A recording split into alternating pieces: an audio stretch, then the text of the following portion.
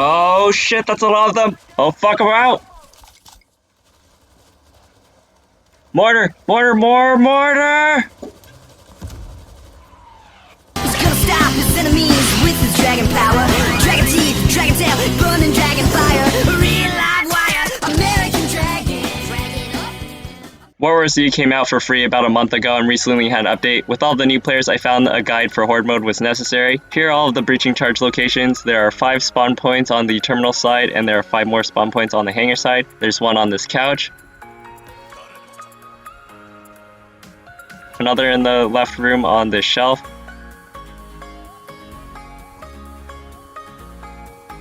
One behind the big 10-wheeler truck. One behind the stairs between the soldier's legs. And the last one in the terminal is on the dark corner. The first breaching charge location on the hangar side is on the upper far left, near the barbed wire.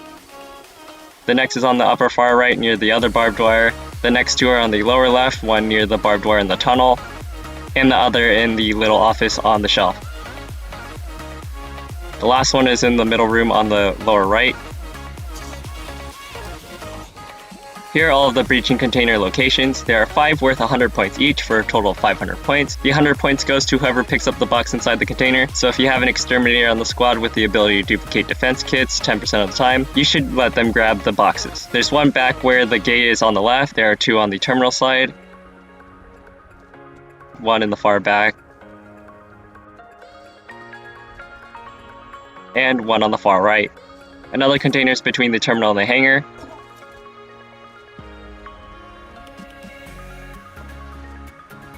And the last container is in the hangar on the far right room. Here's a list of all the side objectives. Side objectives gives you 100 points for completing them.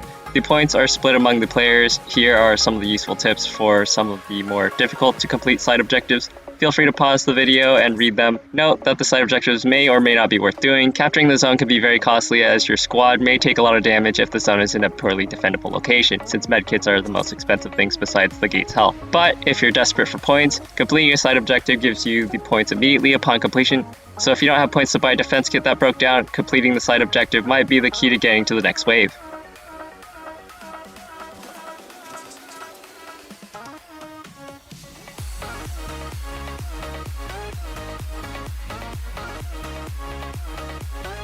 Waves 1 through 5 gives 280 points each. The points get divided up between how many players there are. You should not be playing with a group of 3 players because the points that get divided up, the 1/3 points that everyone is supposed to get gets removed, so you lose a point every round.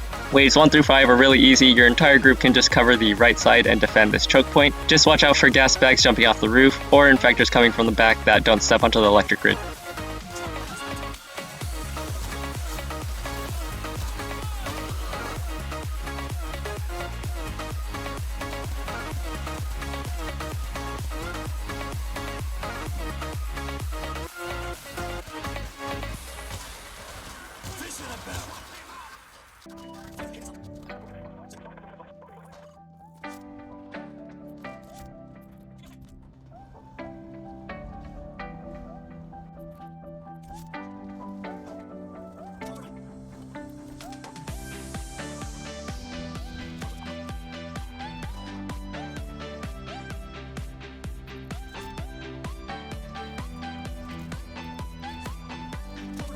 For round 2, make sure you have a mortar covering the right fence in the far back.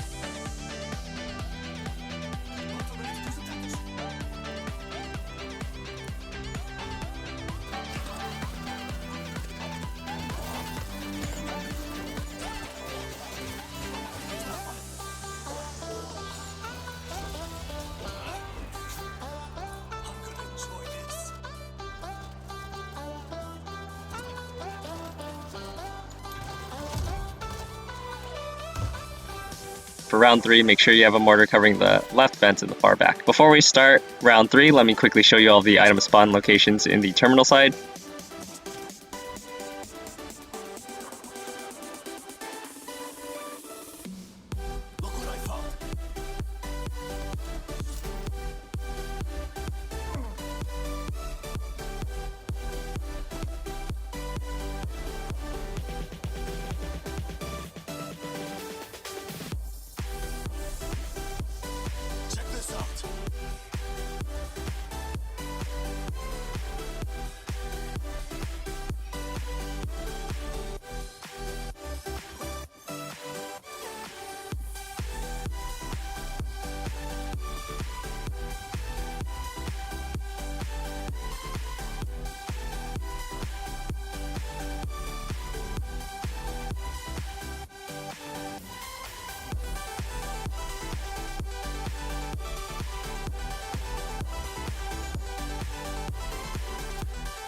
You can check how many mortar shells are left by looking at the base of the mortars.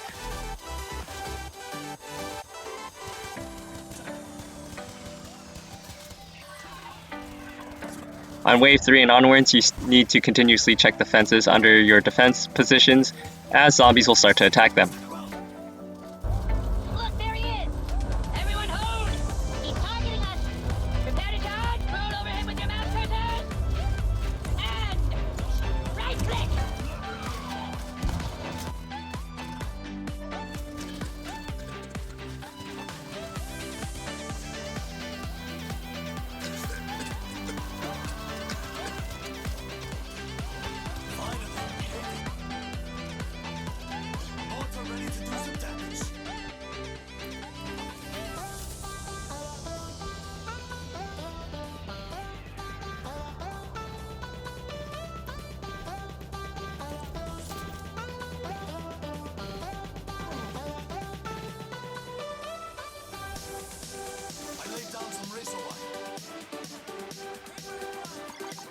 Every 5 waves, the game switches you to defend the terminal or the hangar, and a breaching charge will spawn on the side you are sent to defend.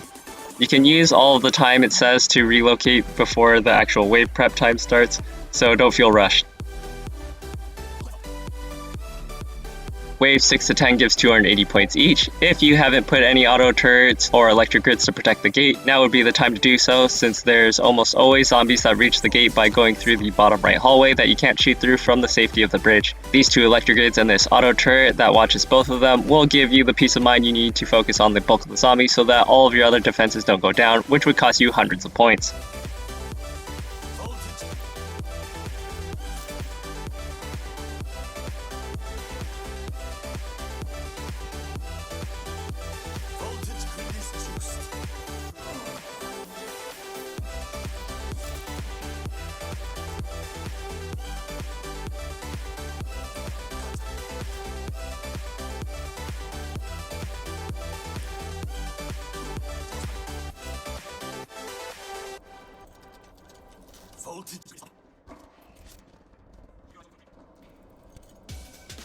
Voltage grid is...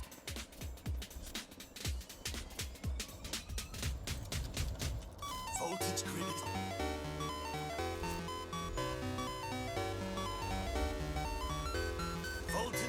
After wave 6 is over, make sure to put a barbed wire in the left tunnel. There will be a big horde that spawns there on wave 7.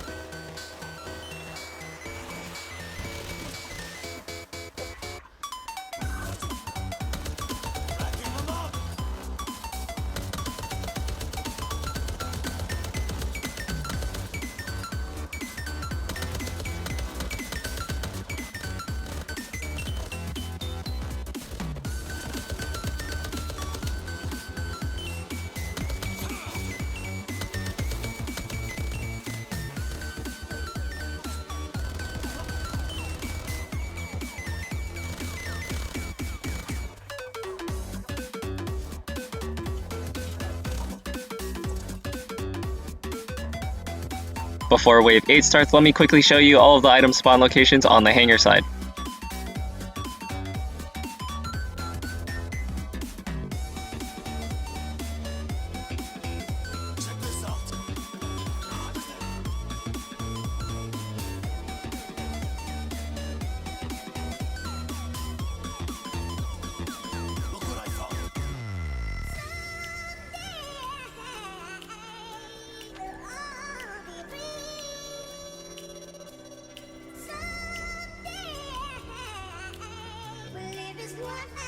Check this out.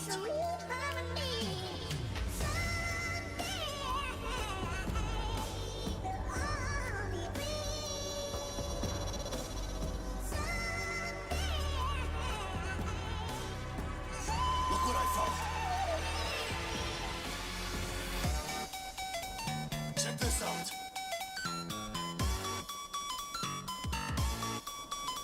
Look what I got.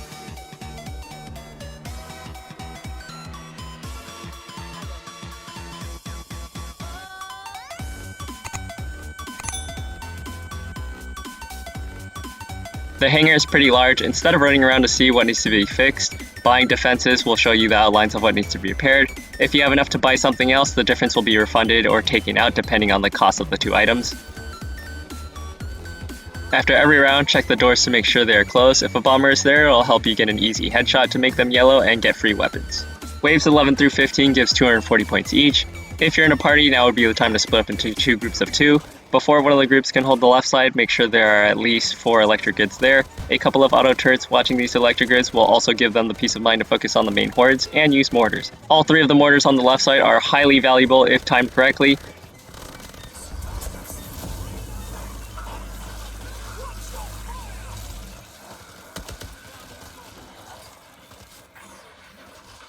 Both teams should be periodically checking the fence underneath each other so that zombies don't go straight to the gate. Also check for the zombies that form mountains on the sides of the scaffoldings so that the other group doesn't go down.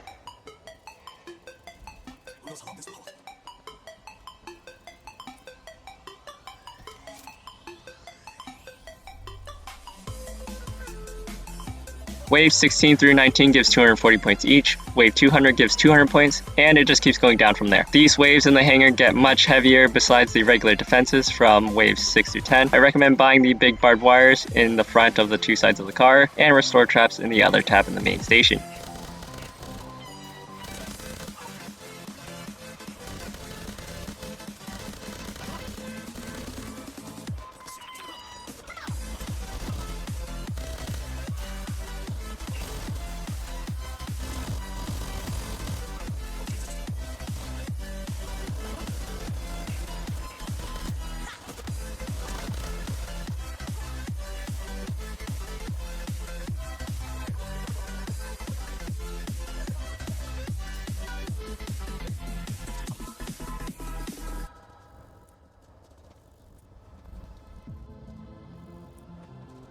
If and when you fall back to the gate, know that the bulk of the horde will spawn from whichever side the game tells you to defend from. Make sure all of the electric grids around the flatbed truck are powered up, and the auto turrets that watch your backsides are on so you can focus on the big streams of hordes. Stationary turrets, mortars, and restore traps will be your best purchases against the massive stream of zombies. Mortar in place.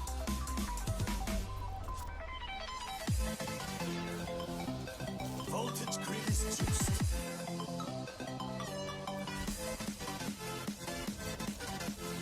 Auto turret ready.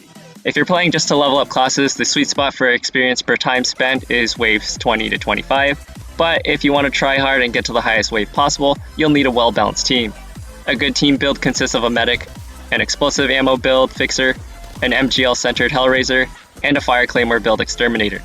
An explosive ammo fixer is mandatory for getting really far. Not only does it save the team lots of money by almost eliminating the need for ammo boxes, it boosts the entire team's damage output to easily put down bulls and infectors and quickly take down screamers before they summon too many extra zombies to overwhelm you. The fixer can duplicate infinite ammo boxes by repeatedly grabbing their own ammo box until they get a new charge. The level 2 skill says there's a 25% chance to get an equipment charge when grabbing from the supply bag, but it's actually a 100% chance to get one. It's just randomly put somewhere within the 4 charges of the supply bag. If you're lucky, you will get the equipment charge within the first 3 and your teammates can get the remaining ammo. If you see a fixer grabbing from a supply bag, do not take from that supply bag, otherwise you might steal the only equipment charge that is in it and they won't be able to continue to duplicate ammo until they find an equipment bag or recharge it some other way. The Hellraiser and Exterminator do work on chunking up waves into smaller, more manageable problems. Sometimes it's just not fast enough to run around and use a stationary turret or mortar. These two excel at mowing down hundreds of zombies without stopping to reload their primary weapons, and the explosions they lay down can save hundreds of points on defenses. But if you don't want to play the RNG game and rely on the Hellraiser constantly having an MGL, try the second Exterminator build. Since it has the ability to duplicate defense kits, give this person all the breaching charge money and let the rest of the team focus on unlocking tier 3 weapons, buying any weapons you all want, replacement soldiers, refreshing traps, and repairing the gate. If any player besides this Exterminator dies and drops their points, let this Exterminator pick them up to hopefully duplicate some defense kit. A team with a fixer and 2 Exterminators is pretty powerful for Horde Mode because of how much mortar and stationary termite ammo you get, as well as making defenses like fences, barbed wire, and electric grids 75% more durable. The medic does what the medic always does, keep everyone's health up, and if somebody goes down, the medic can pick them up from far away, leaving the medic to keep a good position to use their favorite mortar or stationary turret. If the medic takes any small amount of damage, they can basically heal it for free, getting the most mileage out of those expensive expensive and somewhat rare spawning medkits. Equipment bags should mainly go to the medic, and Claymore Exterminator for keeping the team alive and making sure the big hordes don't make it through. Oh shit, that's a lot of them! Oh fuck, we're out! Mortar! Mortar! More mortar!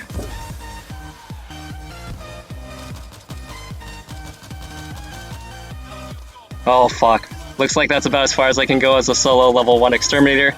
I'm sure with this guide, a fully leveled class, and a half-decent squad, you could easily go past wave 25. Post down in the comment section how far you made it, and after watching this video, if it helped you beat your previous best, post your new best wave count.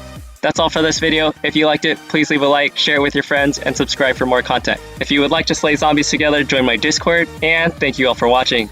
And remember, I will always love you.